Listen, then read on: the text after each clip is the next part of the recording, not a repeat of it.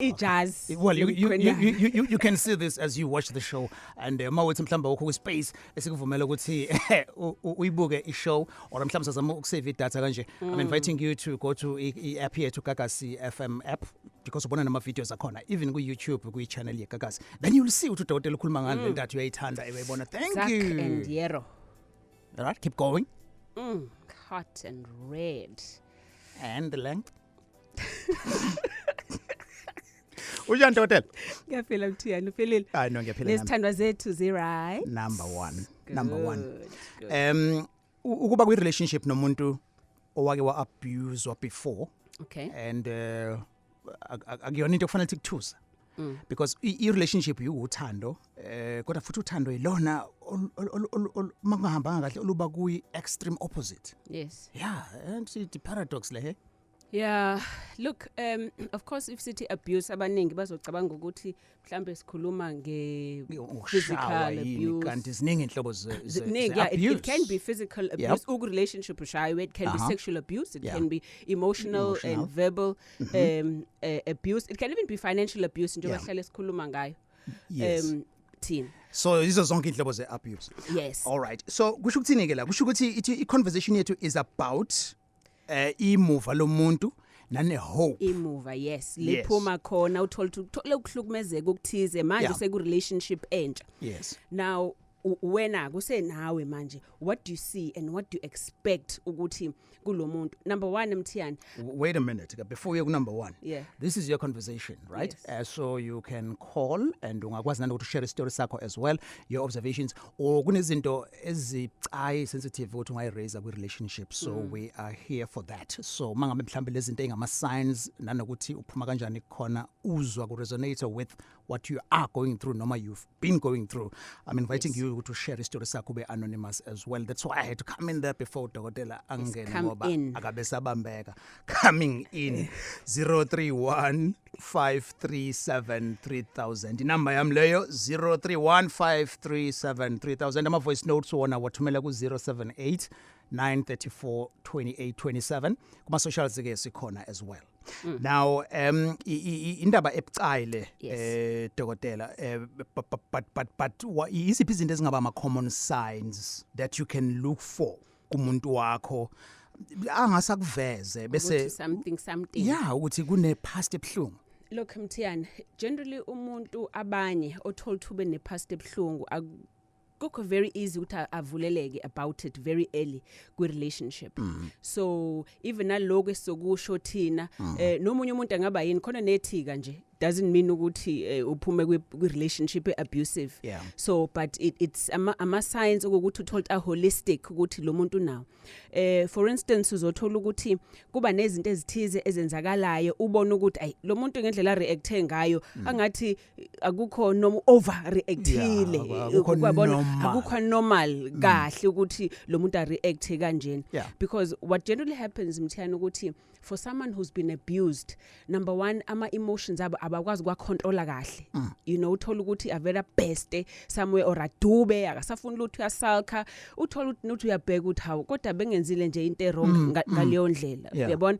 But they also have trouble trusting umuntu, so they're always wanting you ukuthi njalo try and prove yourself njalo noma uthi amthanda uzothi uyabona. So there's things where you keep having to prove yourself kuye ukuthi you are worthy because yena usuke engazibone worth it engazibone worthy uyabona ngoba usephuma kule relationship emenze ngampela wazibona engelutho wagcina ngampela ngoba phela akekho abantu abaningi kade be abused. For us to say you abused, so you've been used over and over in a wrong way, in an abnormal way. Akukona umuntu onziwe lento kanye waphuma. It's generally umuntu ohlalile yenzeka lento kuyena over and over is sometimes isinke in azibona ukuthi lento uyiyo. Even nanogula uthola ukuthi abanye physically ke manje you know akube nama signs ukuthi akasalala ebusuku nenkinga ukuthi akalali mhlawumbe usengenwa nawo BP nenkinga enjalo zenhliziyo but because of le stress lesasedlule kusona usathwele umthwalo usathwele lo mthwalo loyo ngabe khona even substance abuse uthola Yeah. umuntu usengene end kwizidakamizwa ezithize whether ubhema kakhulu or utshwala kakhulu as a way of coping because nalenkinga overeating obesity uyabona Yeah. so egcina esengena noma yini ayenzayo uyayi overdo ngoba sekuyi comfort kuyena. Ezukhuluma kanjena dokotela uyichaza usebenzisana lezi izibonelo khona umuntu olalele njengamanje othi oyibona victim kuleyo relationship kanti akazi ukuthi it's not intentional yilo muntu ambuka as a abuser yakhe who went through leso simo ngenxa yokuthi ke axoxe because indaba sensitive kanjena ke so ukuzwileke konke lokho how do you address it ngendlela ezothi take care of ukuthi phela into sensitive uyenze ngendlela engeke izwakale ingathi awunaluzwelo sewubonile omunye ngeke azakuvume but okunye uzobona ke ngalama signs owashoyo uapproach kanjani?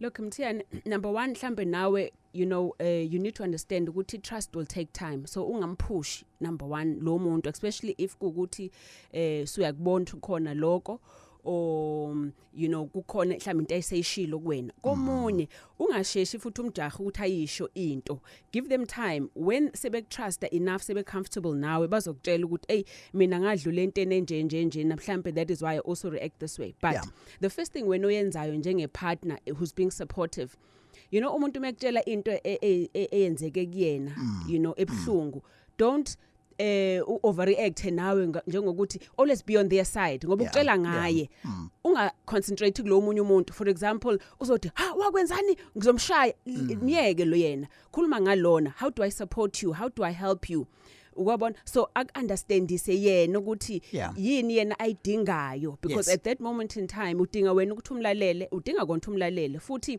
ngesikhathi ekutshela leyo nkinga uzame futhi ukuthi ungamdisturb ukuthi ufuna ukubuza wena wawenzani wena don't make them feel like already but to blame ngoba isikhathi esiningi vele abantu who've been abused they do feel to blame to a certain extent so uzama ke nawe ukuthi ungabi nalo into yokublame but as a partner zama ukuthi ube consistent kube nezinto ozenzayo njalo kuza kuthembe ukuthi lo muntu umthetho wakhe unje izinto zenza njalo njengani nje angeke asangishintshele ngoba usuke efuna ukubona lokho ngoba omunye uzokuphusha futhi ngoba ekutesta ukuthi uzoshintsha yini kulendlela ocaring ngayo akuphushe so utold to wenza enye into positive kuyena but akuphushe even further to try and prove ukuthi are you going to change or not patient. But, yes so nakhona noma wenza into wrong futhi it can be a trigger kuyena edala ukuthi angafuni ukuthi avuleleke so mnyeke ukuthi abe nama boundaries akhe so if ethi no entweni respect lokho ngoba awazi ukuthi kumforsa kwakho kuvusa ini. Alright, asikhulume ngezinto zokuvuswa izinto umdavazo namhlanje. So lolu hlelo we discuss izinto zama relationships as well. So I'm inviting you to call usungafona namhlanje. Udila kanjani ne relationship umuntu oke wa abuswa kwi previous relationship kumbe mhlambe kwa when you got help late in life. Let's get those experiences nama observations and even advice as well.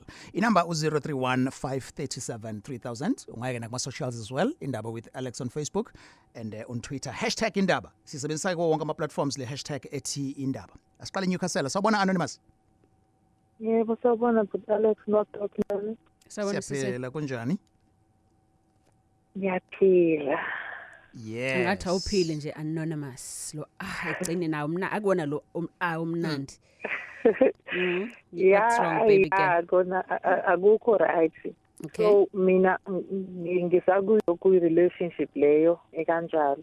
Okay. So ubejwayela ukuthi ayeke engithuke uyathukana kakhulu uyakhuluma angithuke ngayo yonke into ongayicabanga nje nangobumina engithuke nangendlela engidalwe ngayo so ma uthi ene ukuthuka nangendlela odalwe ngayo kanjani ashinte engaba yisici kwena yes ukuthi nezinkulu akusho ukuthi wena ungcono yebo into njengale. Okay. Okay. So akukhulumele nezinto angenzela zona ngemali yakhe so abuse in any way ngisho kanjalo. Yeah. Inkinga yami ilana ke yena zonke izinto azenza even nokungishaya nokungithuka kanjalo uthwenziswa yini ngoba mina ngiyenzi izinto ezi right yena ukuthi kwenzeka kanjalo I'm confused ukuthi mina nginenkinga or else yena uyena onenkinga akaboni kodwa ngazi. Yeah, Ngese anonymous ukuthi you're going through that.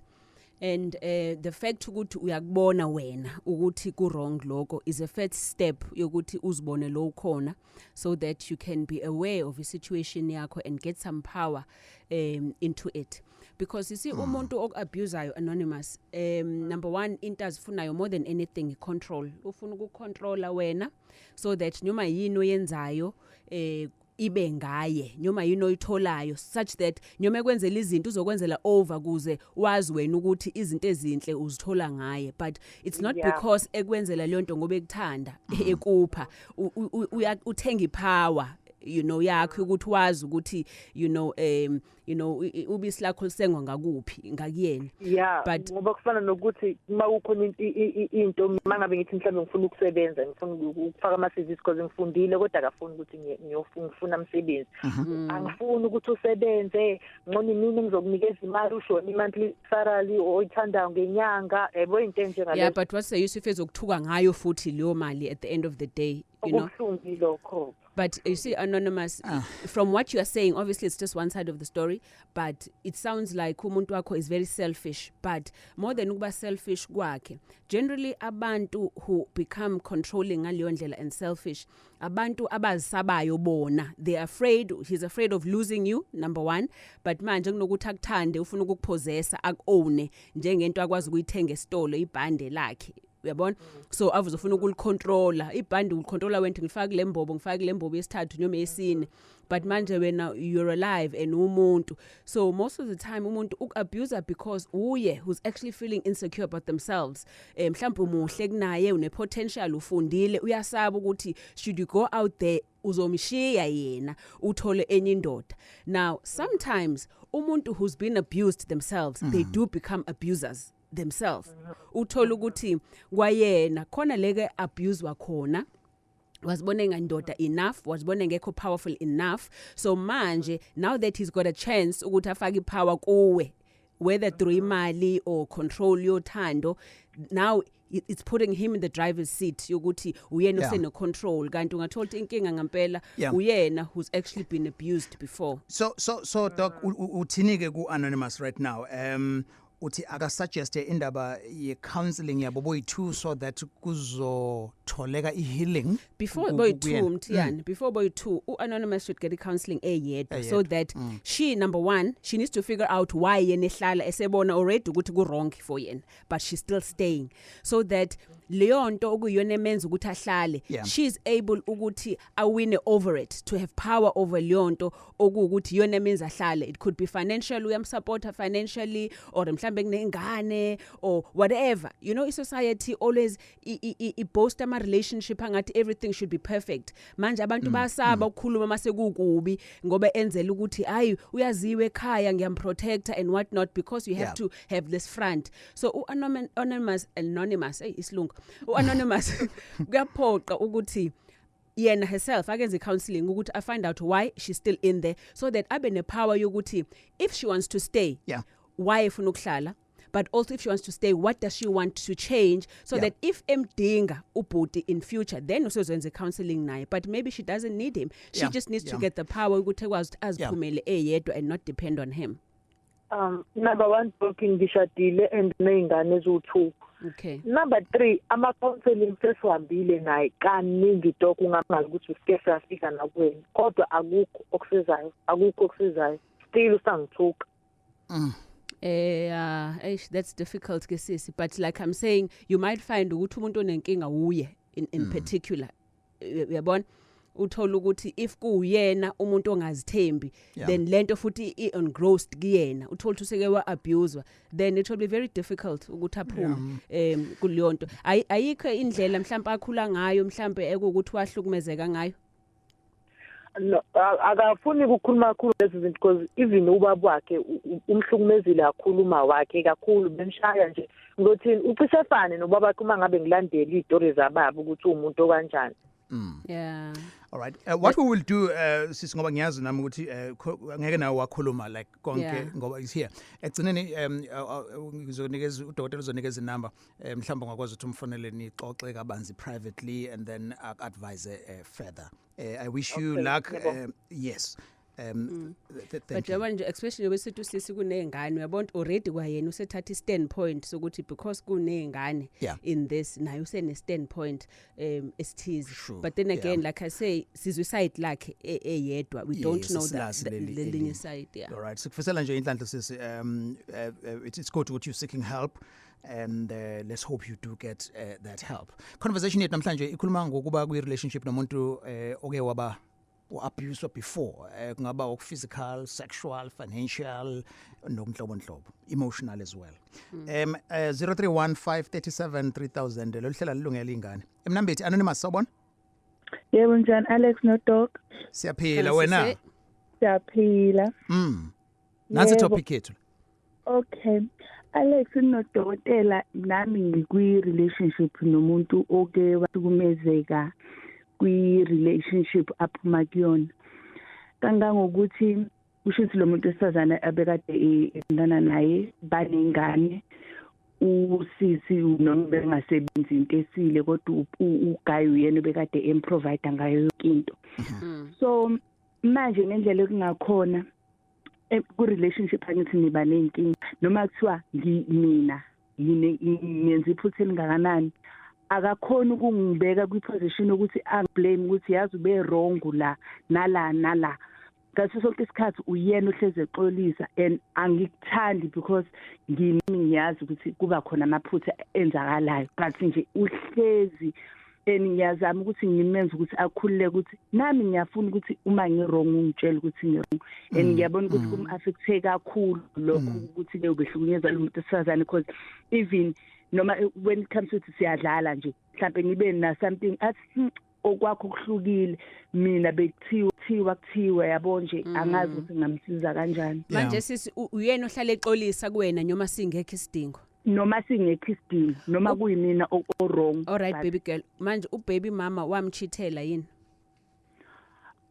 akazange sabchithela ubaby mama but ube abusive nje uma ifuna imali uyayifuna unayo akanayo kufanele abe nayo amnike ubaby mama ube bengamhloniphi so zonke lezo zinto lezo ekuchitha ngiyazi cha akaza yisho ukuchitha. Okay ngizokubuza umbuzo angazi ukuthi nishadile naye no siyathola nje. Oh do you think he's over ubaby mama?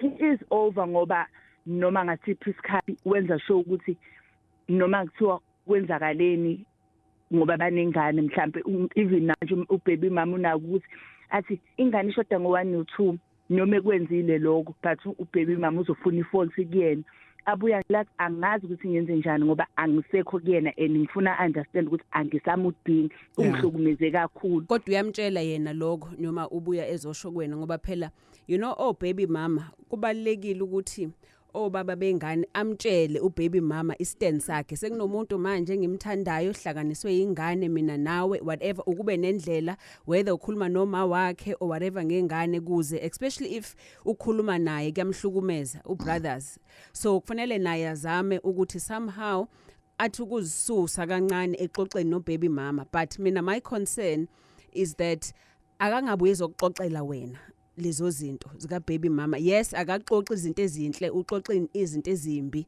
ngokuthi bengamhloniphi emenzani so I just feel ukuthi he fanele akuhloniphe nawe yena angaxoxeli inkinga zakhe no baby mama ngoba bona manje uwena osumzwela yena kakhulu more than anything kanti what you two should be sharing is not uzwelo ipity you should be sharing uthando and infundana ku relationship yenu and nikhula ku relationship yenu so enze njani ke like ukuyaphambili ngoba the way ichaza ngayo nanoma yini engaba isolution ubhuti angayemukela. Yes number 1 nayo sis akaphuma ku baby mama yena anonymous akaphuma kubaby mama Alright. yena akakho relationship nendoda yakhe indoda sisi is like ingane uyayitraina ukuthi ayibe yiloko dingi ibe yiko kuwe and nawe you should be interesting enough kuyena ukuthi akhohlwe ezinye izinto ezake zenzeke eceleni especially if uthola ukuthi ubaby mama kwakuthi akamhloniphi mhlonipheke wena kakhulu abone ukuthi lokuhlonipha omnikeza kona wena is the reason why kwakumele ahlukane no baby mama yabona so you should be the answer to why yena kumele ngamcabanga ubaby mama and the pain that you went through no baby mama. Hayi ngiyabonga kakhulu Dotela ngizenze njengokusho kwakho zama kakhulu. Alright baby, good luck. Alright, let me do this then ngizoya ke kuma socials ngizofunda amagama bazoba anonymous bonke abantu ngizokutshela nje Dr. ukuthi umuntu wesilisa noma wesifazane yini. Alright, this gentleman here writes ukuthi my woman was previously abused and she opened up to me and now I opened up to her. If you ask me now, our relationship is fun, crazy and warm. Key to all of this is communication. Right? And then besikuzoba umunye lady ozothi communication is key. I had a problem yokungachami ngenxa ye bad experience I had in my previous relationship. Waze wabuza upartner wami and I told him saba right. Another lady uthi kubhlungu and it's hard to trust and completely love again. I've been physically, emotionally and verbally abused and I've even managed to move on, which was a huge step. But till today, I'm always waiting for my partner to do something wrong, waiting for him to say something wrong. I leave nje kungonakele lutho just because I can't wait for him to hurt me or angiphoxe. It's always hitting deep down if umuntu ekhuluma ngakho.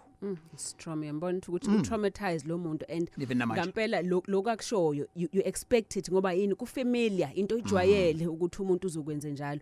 So if usuthola umuntu ongakwenzi lokho kuba sengathi yini wrong ngalona because you've been so used ukuthi umuntu akade uyakuthanda. By the way, abantu abusive Mthiyane, they also have, it's like the yin and the yang. Uno abuse uyak-abuse ukhuluma kabi whatever kodwa une make up also, not necessarily talking about sex. I'm not talking about sex, but i-makeup yakhe yokuthi indlela axolisa ngayo uzohamba kuthengela ama-gifts abizayo akuxolisa akukhalela mama ngilutho ngaphandle kwakho you know what ubone nawe ukuthi wazi wangithanda bo akuthande over kanti it's part of makeup. So manje ugcina uleli yoyo uphansi uphezulu because of those emotions. Signs ebesikhuluma ngawo. Lalela indaba ekakasini and yini esikhuluma ngawo namhlanje sikhuluma ngendaba yokuba nomuntu oseke wahlukumezeka before udila kanjani nakho indaba yakho wedwa yini and wabona ngane ke even wona ezocansi on Indaba njalo ngo7 kuya ku8 pm. Lalele isex indaba ekakasini lo hlelo alilungela ingane sikhuluma no Dr. Mthembu and namhlanje sikhuluma ngendaba yokuba nomuntu oseke wahlukumezeka kwi relationship before ziningi indlela ke zokuhlukumezeka kombe uyibalile doc wathi khona ukuhlukumezeka oku sexual khona oku-sexual khona okwemali khona oku-emotional khona noku-physical but you know kukhona kulaba debenza ama-comments earlier who spoke about something sexual ngokuthi because wa abused before utholthena akasachami you know and bekusisi njalo yes generally bengifuna ukuya lapho ukuthi osisi generally othola ukuthi uma kuyahlukumezeka before uthola noma sekwenye relationship uthola ukuthi akasachami because ama emotions akhe ahlale ekugadi ngoba engakwazi ukuthi relax kahle to enjoy and allow lo munye umuntu to you know ukuthi enjoy naye but guys on the other hand if kuukuthi uke wahlukumezeka ngizoya lapho ke dokotela ekutheni amanye lama comments mhlawumbe ungawaboni ngoba abantu aba respond kuona khona babuza utheni like umuntu esilisa ngahlukumezeka kanjani because kuba umuntu esilisa kwi relationship abanye bathi kuza with power and it's about you how men deal with ukuhlukumezeka okwabantu besilisa nabo they go through the same. Look, you know abantu besilisa Mthiyane it said into yabo women have indawo lebekhuluma khona and mekhuluma umuntu wesifazane it's okay ngoba uyakhuluma umuntu wesifazane you know nasemasontweni nginolozini bo mama kuyakhulunywa you know you can talk but men on the other hand funela ube nalento ukuthi ngindoda you can't show ukuthi somehow you've been abused whether umuntu wakho bekushaya you know or you've been abused sexually ngokuthi umuntu wakho ukufebelile or ukujolelile you know, wahamba walala with someone else, and that's the commonest abuse kuma relationships kubantu besilisa emadodeni. Uthola ukuthi ngeke ahambe tshela abantu ukuthi you know unkosikazi wami ungifebelile. It's so hard to be able to do that ngoba uyibona leyo judgment ikuyena ukuthi abantu bezothi kushuthi wena awundoda enough ukufebele because yes ukufebele because kushuthi wena ubuhluleka, and it's never the case, you know. But when lo muntu ofetsheliwe esedlulela onto the next relationship, the commonest thing eyenzakalayo kuyena, look, I always say ukuthi ipipi has got a memory nayo yokuhlukumezeka. So the commonest thing eyenzakalayo ukuthi number one, either uzothi methu yangena lapho ashesha chame. So that's the commonest, angakwazi ukuzicontrola, because part of being able to control yourself even psychologically as a man une control windoda, you know. But uthi mefika lapho weak to the vagina because of what into yayenza kuyena ashesha chame. But also uthola ukuthi kadivukile ethu yangena ivele iwe, also because of anxiety nexhala, because pipi memory. Pipi memory. Okay. Yeah. Because of leyo anxiety. Because of the past ukuthi uyayazi ukuthi lo ntombi zodwa lo hayi ke lo omunye, you know, khona umuntu owangivunela insimi yami. So that thing stays and then, you know, engqondweni yendoda uthi masese nomunye umuntu osifana if engadluli. That is why it's important if udlule kuleyo nto, go for counseling kuze wena ube right about that so that you can move on. All right. Anonymous Mondlo sabona? Sanibona baba Alex unjani? Siphilile unjani bhuti? Ngiyaphila, ngiyabingelela nakudokotela. Sure. Ngiyabingelela baba. Ngicabanga ukuthi mhlawumbe kwami angazi ngihlukumezeke kakhulu emotionally dokotela no Alex. Okay. Ngibe nomuntu ebengithandana naye bese siqala nje mhlawumbe ukuvela ekhakubo sengiqala ukulobola. Into eyenzakele wa commit suicide. So after commit suicide imino eminingi yakhomba mina ukuthi maybe ngiyazi ukuthi kwenzakalini, kanti like really angazi ukuthi kwenzakalani. Nami ngezwe sengizwe ukuthi usebenzisa poison then washona. So kwaba nasixakaxaka esiningi nje kakhulu ukuthi angichaza ukuthi yini besixabene bekwenzakalani, but nami ngichaza into efana neyabo ukuthi angazi ukuthi kwenzakaleni.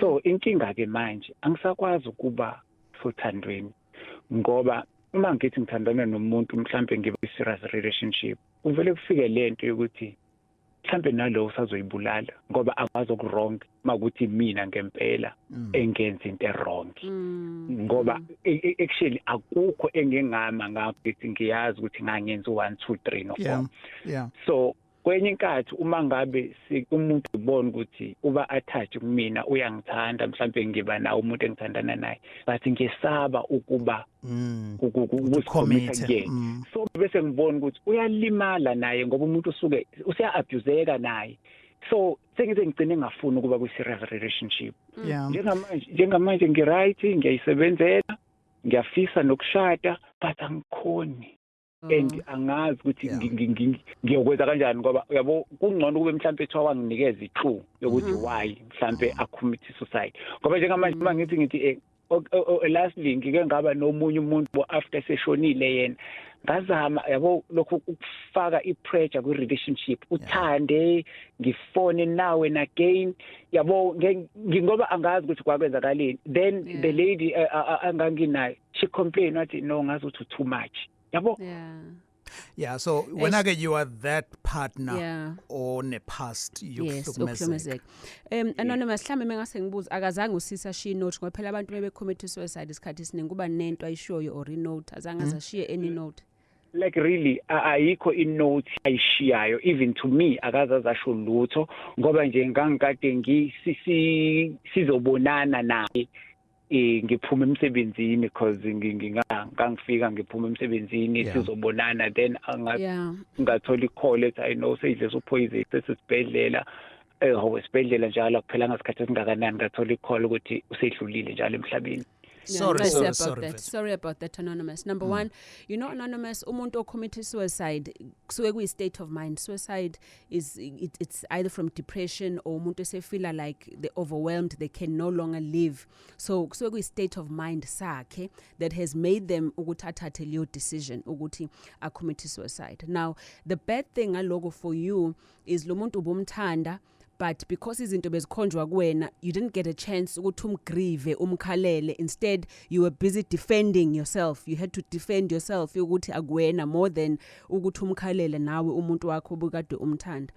Now that can also drive a lot of fear, which is why uthi mase relationship entsha nomunye umuntu kuba wena manje too much, you know, or njengoba ushilo uthi uthe too much, because you become possessive, because you're afraid, number one, to ukuthi kwenzeke the same thing. So ugcina umuntu usumsqueeze kakhulu to try and make sure ukuthi she doesn't commit suicide, or you do the opposite yokuthi ungazifaki kakhulu kwi relationship. But at the end of the day, also kwenzekile, but whatever the reason was, of course I wouldn't know, but you're alive when, and you need to go on living, you know, and you need to be able njengoba uthi usune fear ye commitment, but the problem ukuthi ke instead you yourself are committing suicide ngoba uzibulala uphila, because now because of into eyenzeka awusafuni wena ukuthi uqhubeke nempilo. So really my advice, you need to get help so that you get power over yourself, so that also kwawena ungabe control freak, ngoba angathi uyi control freak manje ufuna ucontrol ukuthi what happens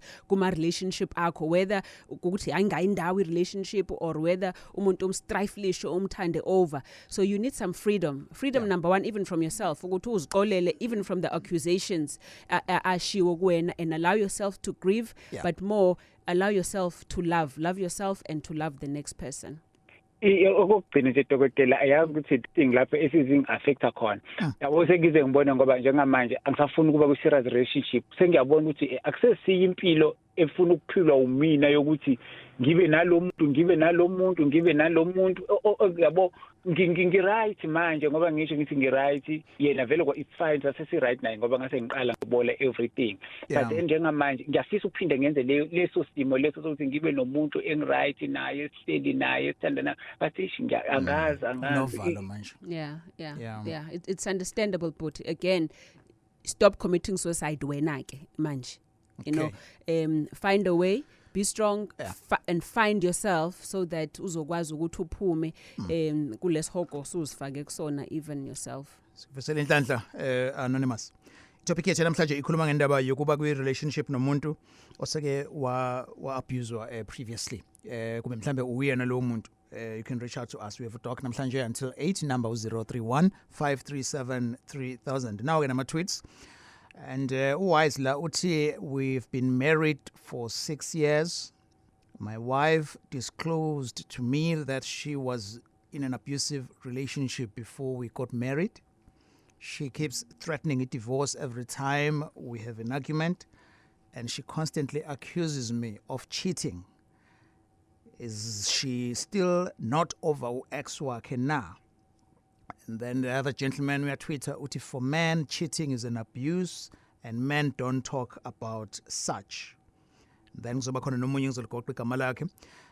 Nginalento engaphakathi kumina njalo nje kuma relationship yami, ngithola ukuthi abantu enginabo bake ba rashwa before, and njalo nje they share nami ama stories abo, and ngizama ngayo yonke indlela kuba supporta. Kubhlungu kuzwa umuntu wakho ekhuluma kanje. Painful. Yeah, it is. But again, it's just about supporting lo muntu. And Mthiyane baningi abantu besifazane who've actually gone through that lo yokugcina ukuthi they've been raped somewhere or the other, sayingane, or even in past relationships. Uyabona?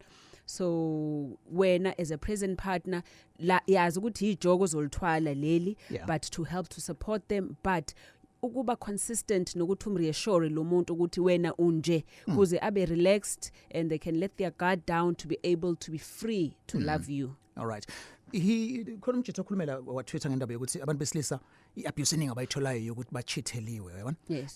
But khona esingakhulumanga ngakho, men who were sexually abused themselves, either ebunganeni babo, leyo nto, how does it play itself kuma relationship alandelayo? Because ungathola ukuthi abanye babo ize mhlawumbe iphele leyo relationship engazange disclose. Yes. See, men who've been socially or sodomized or sexually abused esamncane, generally there comes a stage when some of them they overindulge, uthola ukuthi they overdo sex, you know, ayenze over and over, because uthola at that stage kwenzeka kuyena wesayingane, and whoever did it to them was someone of superior stature and stronger and more powerful, so they saw that person as a sign of power. So when now bona either usenemali or usenepower, whatever, they are either going to do the same thing komunye umuntu and want to sleep with many people, not necessarily to rape people, but uthola ukuthi udlala nalo alale nalo ukwabona, because it's something that actually happened to them. So akufika isikhathi la dele khona. Siyafika isikhathi lapho esedele khona, of course, because again it's about maturity nokukhula. Uthola ukuthi abone if kukuthi ukwazile ukubona ukuthi lento is being controlled by into eyenzeka kuyena. Omunye by the way uthola ukuthi avele abe ne total neglect, angalifuni ukucansi, angalithanda ukucansi, akakwazi nokuchama, akafuni ukuenjoy noma eyilocansini agcine engachamile. So there's many things othola ukuthi that I've experienced from my patients, kanti when you go into it uthola ukuthi this person umuntu wesilisa was actually raped esamncane. All right, Indaba ekakasini 1942. Ezocansi on Indaba njalo ngo7 kuya ku8 p.m. It's 1945 ekakasini. All right, sise right, all right dokotela. Right. Mayinda buqala ukuthi Don't do that. Lehlelo alungele ingane. Asileleke nama voice notes akho ngawathumela ku 078 934 2827 ngizoyiphinda 078 934 2827. Kakasi. Sanibona kakasini. Ngiqala nje ngibonge ukuthi niphumile kwihloko namhlanje lesenjwalo ukukhuluma ngaso somdavazo. The situation le ukuthandana nomuntu ophuma kwi relationship ekade imhlukumeza ibhlungu ngoba manje wena usuke sufela izono zomunye umuntu. Kahle kahle usuke esefuna ukurevenge kakhulu kwena. Ngiyabonga. Sanibona kakasini, besacela uba anonymous. Mina inkinga yami yodwa, umuntu wami uphuma kwi-relationship abe-abuse kuyona. Even though angakaze angichazele ukuthi wayi-abuse ndlelani, but kwesinye isikhathi ngibuya emsebenzini ngithola ukuthi akangikhulumisi, so ngimbona ukuthi akekho right. So nje uwumuntu nje onenhliziyo encane, so angazi ukuthi yini engangisiza kuloko, ngicela ningisize dodo. Hi, but Alex, no Dr. Mthembu. This is anonymous. This is a very sensitive topic. Mina, I was sexually abused ngisamncane and ngaze ngashada ngingakaze ngitshele muntu about i-problem yami le yenzeka, and mina i-problem engamanje I'm very overprotective of ingane yami. Sathola ingane yentombazane and ngiyamsabela njalo, ngisaba ngisho ngathiwa uphume wayaphi, ngiba nalokho nje, so angazi ukuthi ngasizakala kanjani. Ngiyabonga. Cha dokotela, ngithi nami angicele usizo la. Kukhona into engingayiboni kahle kulomuntu engizwana naye. Angazi noma mhlambe ingoba wakwahlukumezeka before, but i-communication yakhe nje iphuwa ngale ndlela, ayikho into esikwazi ukuthi sixoxe ngayo, and uma ngabe umsola ngento eyiphutha ayenzile uvele nje abe emotional, angene nje empini ngokusheshsha.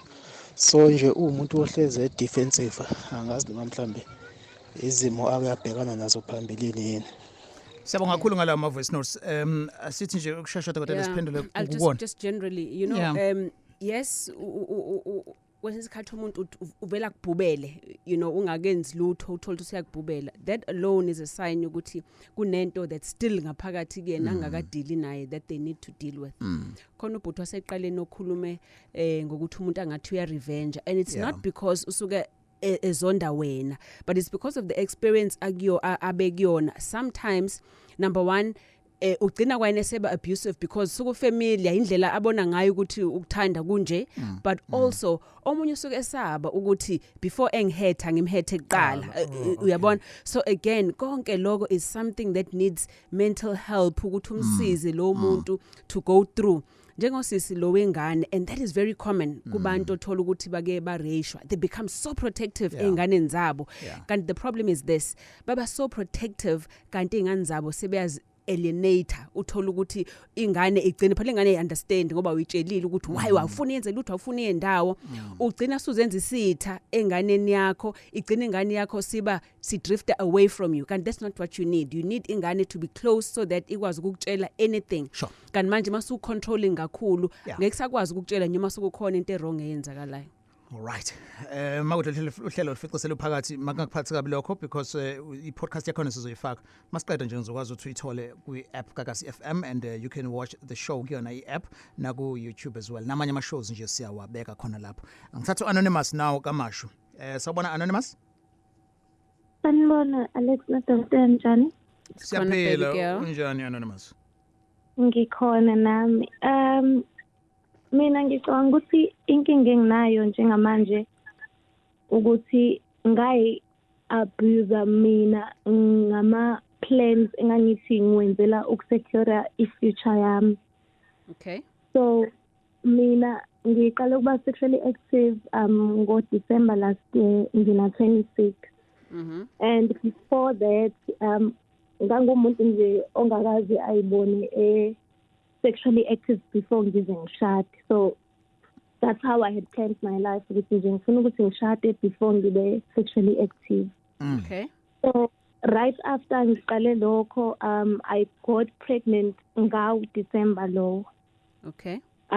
While ngisathuthwe lokho after I've just accepted that 2 weeks or a week after ngithole lokho ngaba ne-miscarriage. So I think eksukeni nje emveni kwalokho ukuthi vele inkolo engikhulisele kuyona nenkolo engekuyona inkolo vele ekwenza ukuthi ube ujabule ngokuthi uyintombi and ufise ukuthi uzushade uyintombi futhi kanjalo. So immediately vele when I lost my virginity ngase ngazi ukuthi I'm expecting ukuthi since I went against that ngilindele noma yini embe ukuthi ngehlele as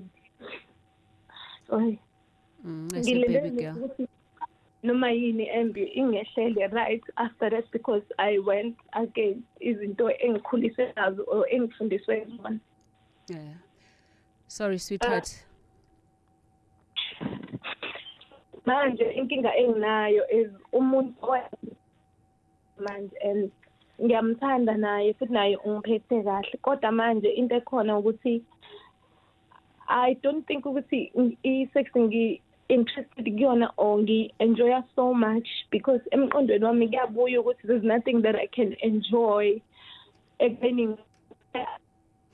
Okay, so Anonymous, we lost you there. I-connection is lahlekele but siyasizwa istory sakho ukuthi une-regret ngesenzo sakho. Doc? Yeah, look, Anonymous, number one, ubese na 26 years old, eyintombinto. So that alone is an achievement. Kunengane who break their virginity, besayingane, exactly that, you know, by choice. So number one, she sounds like someone who's jajayo kakhulu, but also she's punishing herself. Akakiyeke lokho akayikuzipunish because at the end of the day ukuthi walala nomuntu whatever her religion uNkulunkulu knew she was going to do that ukuthi wezoshada. I mean wezolala nomuntu before eshada, so she must stop ukuthi ezbanisha, you know, akazixolele number one. But the main reason why ucansi kuyena kungasabi into emnandi is because number one, look at the experience. Experience ukuthi number one wakhipha virginity into kade yena ayitreasureisha kangaka ukuthi ibalekile, wathi ngelanga ededelile wamitha. Ukumitha kwakhe kwalidaphi ingane yashona, you know, miscarriage. So uyayibona leyo lo line ukuthi ne ucansi ukumithi miscarriage, so that is just pain, you know, and self disappointment. So which is why njalo meyocansini manje it will always be a reminder of all those disappointments. So she needs ukuthi azixolele yena and okwenzekile manje she's no longer intombi usekule stage akusona and she must embrace herself aqhubeke nalomuntu athi uyamthanda because also one of the things if she dwells too much nakuyona lento ye regret it might actually make them drift apart nakuyona I relationship yakhe and I don't think she actually want ukuthi agcine seba nomunye umuntu and not the person ayekade elale naye for the first time but really she does need some counseling just to azixolele yena to please do that Anonymous. Ngiyabonga kakhulu. Siyabonga kakhulu sifisela strength and siyaku Zamani Nanda sabona Zamani. Zamani? Yebo Alex kunjani? Sikhona ubanjwa yini manje Zamani? Ngibanjwa into encane la. Hey. It's okay. Uthini? No, at some point nami ngaba I-perpetrator emotional abuse I think but ngathi isuka emumva le kakhulu endleleni engikhule ngayo ngoba ngiyilo muntu okhulele emzini oncikinciki yabo uthola ukuthi mangisakhula nje intombi bezinqomo intombi ezayingakwazi ekhaya lezi zazazi ekhaya zazingibukela lenje kude and then ke fortunately ke ngaze ngafunda ngaqeda ukufunda and ngaya eMavarsity masifike eMavarsity nakhona abhali ukuthi ubuye ekhaya njani but now i-influence ayitholayo kubangani I think we praise ubusoka kakhulu njengabafana abancane uthola ukuthi leyo pressure leyo isiyangenelela kubantu esithandana nabo uthola ukuthi in the cycle of labo bantu labo bakutshela ukuthi no mina ngine intombi engaka so mina ke ngeke ngayithola intombi eVarsity ngathandana nayo we have been together for more than 10 years now but in the midst of that bengihambe nqampuna lapha nalapha ngesizathu sokuthi there is a praise that comes with having multiple partners so now we have reached a point where we are breaking up we have broken up I've got a child with her and inkinga I've came into realization ukuthi ngimthanda kangakanani now that we are not together now sengine chance yonke yokubuya kubona konke labantu laba freely so but they mean nothing bonke labanye ngifuna yena ngalendlela le yokuthi ngingenza but she's trying to break up she doesn't have anything stable for now I might not have all the details but ngikuleso simo leso okay no ncese Zamani and mhlambe nomunye olalele oyi-perpetrator njenga nawe mhlambe the lesson vele lesson iba segcineni and most of the time uthi mwenza into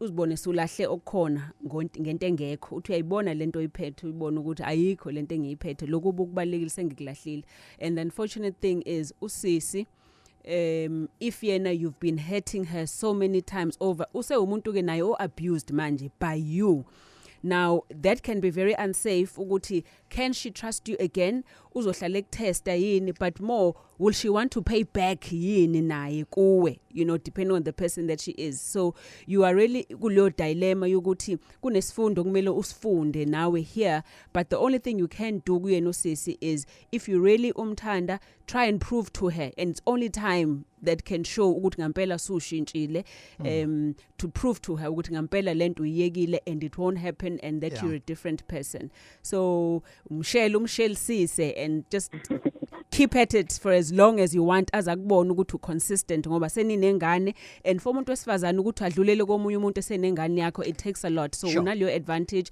so really Michelle even if it's for 5 years if you have to but just stick at it luckily I can move on so senaso sonke isikhathi to do so hopefully voice notes ngibele Alex nodokotela nofundo namkhomile umuntu kade ngizwana naye labade khona kade hlukumezeka oba bethi ufuna umkhotha lapha kuTomzodwa akavumi bethi ufuna umdlalisa ngomunye akavumi so ngize ngimbuza ukuthi ngani asho ukuthi akakwazi nalokho umuntu wathi sona kade vele efike engene ngenkani soza khona akujwayela waze ugcina ungiphatha kabi lokho ngibonga ngixona enhle ngathola uluntu embilana Serena House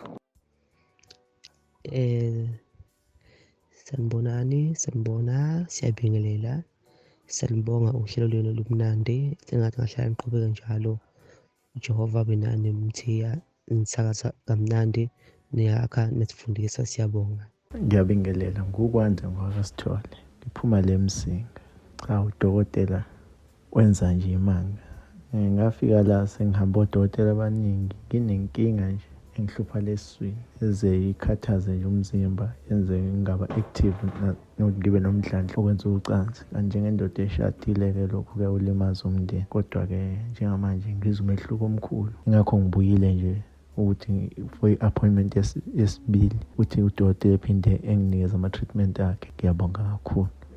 Igama lami nguJabulani wakaZondi ngihlala endaweni yaseMaritzburg. Ngifikile kaDr Mthembu ngifike kukubi induku yami ingaqini ngendlela ngiphathwe iqolo lingapheli kodwa nina into engasebenzisa ama-treatment akhona sengizwa senge-right noma masekhaya impela yonke into seyihamba kahle. Ngiyabonga ngifisa ukuthi nabanye abanale nkinga bangeza kaDr Mthembu bangasabi bazolithola usizo. No siyabonga kakhulu. Yes nansi testimony. Lilo. Siyabonga kakhulu nange chaza umjisa lo sibingeleleke kathathu. Alright siyabonga sesifike ke ekupheleni kohlelo lwethu namhlanje. Thank you. I hope ufundile ukuthile namhlanje and uzokuthatha nawe ukwenze. Udokotela utholakala kanjani ke Dr Mthembu? Medilution is a Botha's Hill number 6 Old Main Road. Mugibela nje ePine Town ugiwele amateksi ayanyuswa. Bonke osomatekisi bakhona bazokushiya esangweni on that road in number 031-765-8475 your cell phone 061-4622-945 street konke not just ezocansi Mthiyane abantu cawuthi ezocansi yes zona but nokugula nje konke anything anyway sikhatha siqhuma keep inyongo all of it.